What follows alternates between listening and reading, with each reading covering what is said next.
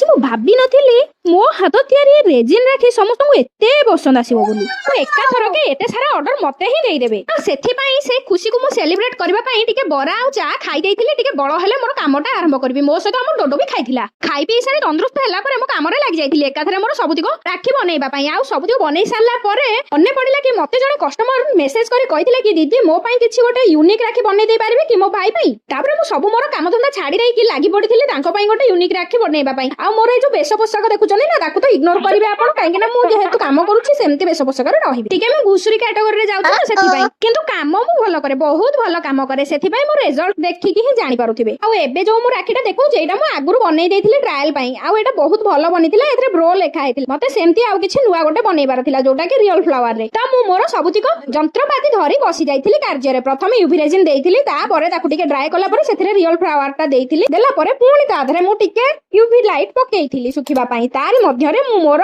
ଶୁଖିଲା ମୁହଁଟାକୁ ଟିକେ ଦେଖିଦେଇଥିଲି କ୍ୟାମେରାରେ, କାହିଁକି ନା ରାତି ଆସି 2ଟା ବାଜିଥିଲା ତ ଜମାରୁ। ତାପରେ ମୋର ରାକ୍ଷୀଟା ରେଡି ହେଇଗଲା ପରେ ଦେଖିପାରୁଥିବେ ତାର ଲୁକ୍ ଟା କେମିତି ଦେଖାଯାଉଛି, କେତେ ସୁନ୍ଦର ଦେଖାଯାଉଛି। ଆପଣ ମାନଙ୍କୁ ଯଦି ଏମିତି ଦରକାର ଏବେଠାରୁ ଜଲ୍ଦି ଜଲ୍ଦି ଅର୍ଡର କରିଦିଅ।